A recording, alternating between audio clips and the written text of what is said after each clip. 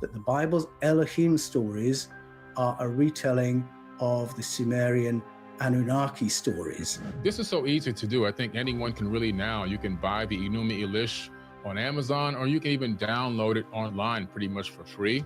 And then, of course, most people already have a Bible. We have the original version of the Gospel of Mark, and you can find the original version in the Codex Sinaiticus. Yeah. The Gospel of Mark is there, but there's no resurrection narrative. I saw a lot of killing and murdering in the Bible. I saw a lot of slavery in the Bible. I just saw a lot of unfair things and unfair treatment between the Old Testament and even into the New Testament that to me just didn't make sense.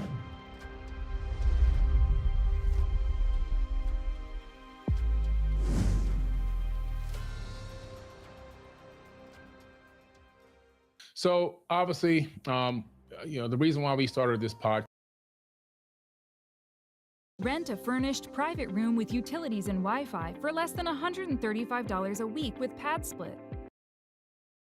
Podcast is because we wanted to be able to analyze deeper a lot of the ancient texts, biblical texts, and different texts from even around the world. It could be the Torah, it could be the Quran, it could be many different texts. But you being one of the foremost expert in a lot of this information, as you had been involved in the church for 33 years, I thought you would be the perfect person to do this with me and to eventually really teach me some things as well, because it's a lot of knowledge that you have in your head that I don't have in mine yet. Well, I'm looking forward to this too, because people know me as the paleo contact guy. Right. Paleo contact, in case people don't know, is the theory that in the deep past, our ancestors had contact experiences with other civilizations. But my route into that has been through my studies of the Bible. 33 years in church-based ministry. I was a theological educator, training pastors in hermeneutics, which is the principles of interpreting ancient texts. Right. And it was really that work that got me into this field. And I was absolutely sold out on the traditional, mainstream, orthodox view of the Bible. I was an archdeacon in the Anglican Church in Australia. That's one down from a bishop. And so my life was really wedded to a particular way of reading the Bible. But through now, 40 years of preaching from it and 15 years of training pastors to study it, it has forced me to engage with those texts at a deeper level and to see things in the text that actually don't fit with our conventional tellings. Gotcha. That makes a lot of sense. I'm not an expert in biblical text, and I don't pretend to be. I make, statements or theories or ideas about what I've seen and what I perceive to understand in text and a lot of the religious texts, and comparing it to a lot of the ancient texts. One thing that I found, and you can tell me if I'm on the right or wrong path, is I found that there seems to be a lot of incredible parallels between ancient text and biblical text. I see stories kind of being extremely similar in certain areas, where it seems as if, since these ancient texts were a little bit older than the biblical text, it seems as if some of it was somehow copied or rewritten or reinterpreted and put into some of the newer text. Well, this is something that every pastor learns when they go to seminary or theological college. I did my theology degree at the University of Nottingham, and you were confronted with the fact that the Bible has sources, that the biblical writers have had other sources before them, which they have used in some fashion to shape the familiar stories of, well, we take them as stories of God, but I argue not all of them are. The stories of the Elohim and the stories of Yahweh, some of those are a retelling of Mesopotamian story. Now, Christians didn't know this until the 1800s. And it was only after we found the translation key, the Behistun inscription, that allowed us to read the ancient cuneiforms from out of ancient Sumeria, Babylonia, Arcadia, and Assyria, began recognizing stories that they already knew from the Bible. And so it was Assyriologists like George Smith writing in 1876 and Nathaniel Schmidt writing in 1896 who started pointing out these parallels and the very high probability that the Mesopotamian texts were the sources. And if you get hold of an academic Bible, an extended study edition of the New Jerusalem Bible, for instance, they're very open about this source dependence. So we learn about this at university, we learn about this when we study theology, but then the question comes, well, what does that mean? What's the significance of that? And there are scholars who said, oh, well, clearly the biblical writers were aware of the Anuna of Sumeria, the Anunnaki of Babylonia. They knew these stories. They have summarized them. But a scholar like Michael Heiser would say they've inverted the stories. They know the stories. They've given another version, but they've given a little twist because they're teaching something new. But there are problems with that. And one problem is, are you going to base a true story, something that's going to be claimed as divine revelation, on a false story? What is the logic of that? And I find, and I argue for this in my books, particularly the Eden Conspiracy and Escaping from Eden, that when we find the summary forms in Genesis 1, Genesis 3, Genesis 6, Genesis 11, Deuteronomy 32, Psalm 82, all those would be examples of where the biblical writers have summarized a Mesopotamian story. There's no inversion, there's no twist to it, only the names of the characters have been changed and you're given a shorter form. And some of the correlations are very detailed and very close. And the Noah story is probably a great example of that, where the Artaxerxes story talks about the releasing of a number of birds to confirm that the flood is receding, and Noah releases one bird.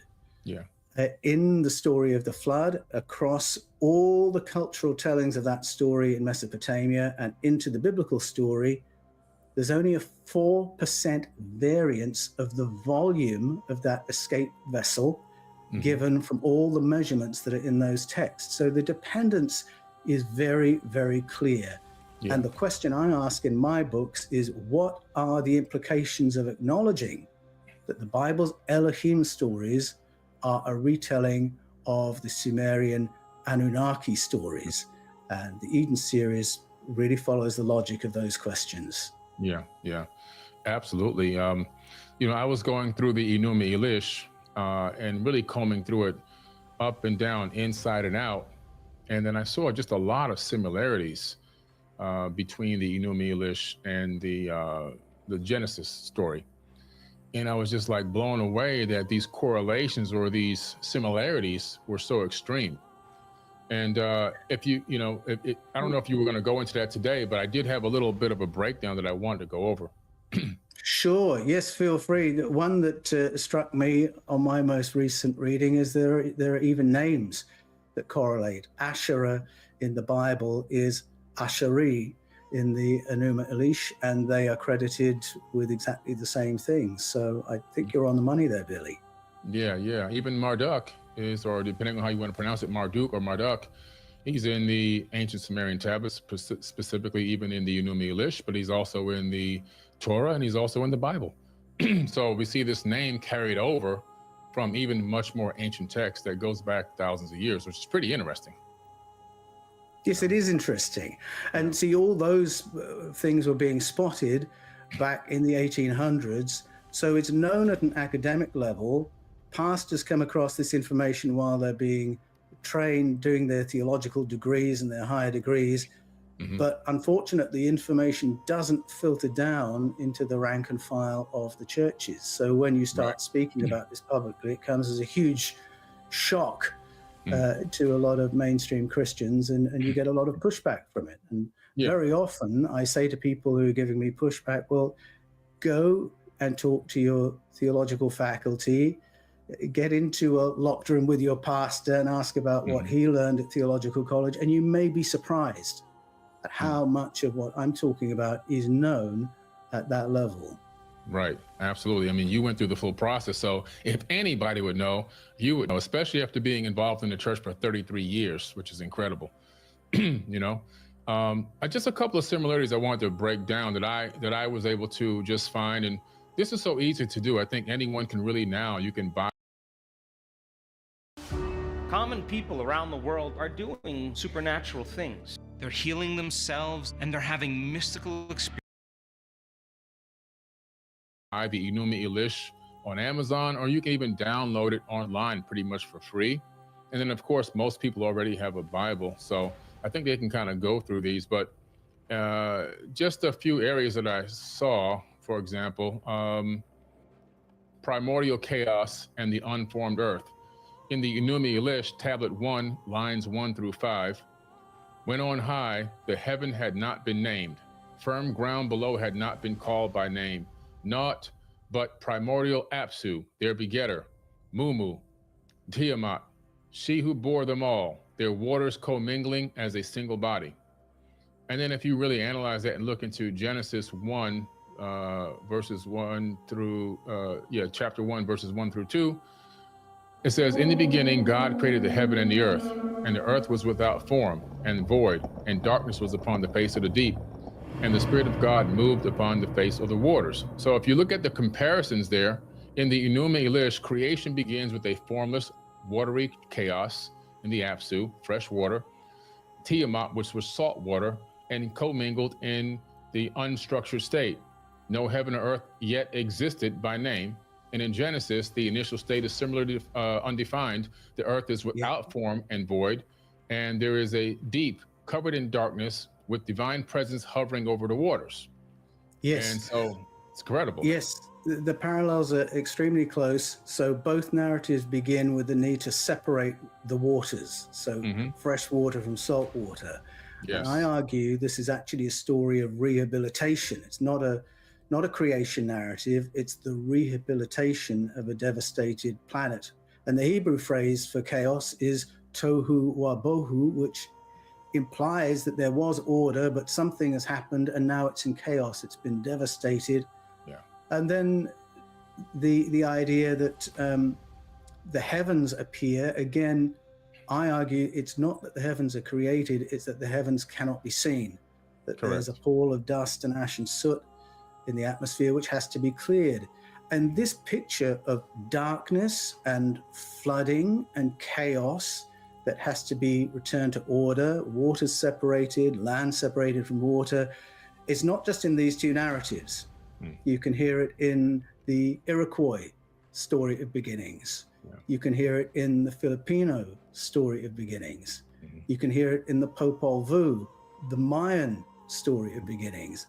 And so it always catches my interest when there is sort of external corroboration of details, and especially if they are mind-boggling, unlikely sounding details, but repeating from culture to culture. And it suggests there's this shared bed of cultural memory that's expressing itself through all these traditions. Yeah, absolutely. You're so right with that. I mean, just the concept of a primordial watery abyss found in both texts, while in Hebrew, we know that Tehom is deep, and linguistically it's derived from Tiamat. So the conceptual resemblance is really striking, that both function as chaotic waters before creation. So it's just, like you said, the story has been repeated all around the world in several indigenous cultures, which is just uncanny. You almost have to say, well, it's not a coincidence anymore. Exactly. Yes, and that was what first caught my attention. I'd like to go back to an even more basic question and ask how you first encountered the Bible and what your beliefs about the Bible were when you first encountered it and how that shifted. And then I'll share my own journey. Sure, definitely. That's a great question. So I found the Bible as a young child. When I was very young, my father saw that I had an aptitude for reading. And, fortunately for me, he started making me do a lot of book reports at a very young age. And we didn't have a lot of money for books, so everyone had Bibles laying around. So I started doing book reports on the Bible. And The interesting thing about that is when you're doing a book report, it forces you to read the material, read the information, but then at the end of the book report, you have to do a summary. So you have to now show that you have reading comprehension, right? So over time, I started going through the Bible from the beginning to the end, literally, and I started seeing inconsistencies. Now, my family themselves, they were part religious, part spiritual. They were kind of a little mingling in both, okay, both areas, where they were kind of both spiritual and into biblical texts as well, or into religion, but not overbearingly, which was good for me because it gave me the freedom to explore and not be afraid to ask questions and dig deeper. And as I began to go through the biblical text and, going from the Old Testament and swinging into the New Testament, I just saw a lot of things that just didn't add up. I began to understand that there was references to multiple entities, not just one entity, and that it was being proclaimed by everyone mostly, that there was only one. But I can clearly see from doing these book reports, there was more than one. And I'm scratching my head like, how come nobody can really see this, And so that led me down the path of realizing that there's a lot of great information in the biblical text. There's a lot of stuff that's really good in there that I even apply to my life still to this current day, that give me a positive result, give me a great result in my life, all right? But I also realized that there's also some information in there that for at least me, based on my research and understanding, I can discard that information because some of it I don't think is going to give me a good result. Some of it will promote me to do things that may be dark or evil, or accept darkness or evil. And I didn't want to go down that path. And when I say darkness or evil, I'm talking about I saw a lot of killing and murdering in the Bible. I saw a lot of slavery in the Bible. I just saw a lot of unfair things and unfair treatment between the Old Testament and even into the New Testament that to me just didn't make sense. And so when I became to come to my own understanding that my God, the God that I believe that actually exists, because I believe that there's a God. I've always said I believe that there's a God because I think the mathematics of the universe, the quantum physics and everything else proves that we're living in a creation and everything is created. But I don't believe that my God, with as much power and wisdom and understanding and everything else, would create a people and then, torture them or allow them to be tortured, allow them to be enslaved and things like that. So I just saw it as maybe men. My opinion that I got at an early age was that this seems like men trying to fulfill their own agenda within this text and proclaiming it to be from God so that they can fulfill their agenda. And that's where I ended up. And that really led me down the road of more spirituality and believing that I have a direct connection to God, that I don't need a middleman to get to God. Yes. Now, what you just said about human agendas behind the writing of different portions of Scripture, that is totally uncontroversial in academic circles. As soon as you're studying source criticism or source analysis, you understand that there's a body of literature here that was written to endorse the monarchy, to endorse the priesthood, that there's a political agenda. The Bible itself talks about a narrative shift to shift Judaism into monotheism. So you're quite right. There are human agendas. I didn't realize this when I first came across the Bible as a young boy. Like you, Billy, my story is somewhat similar to yours, actually, because like you, I began with a love of reading. And I think it was my mom and dad who really instilled that in me. We had a house full of deeply interesting books. And they introduced me to A.A. Milne and the Winnie the Pooh books. And they are written so beautifully that I was just fascinated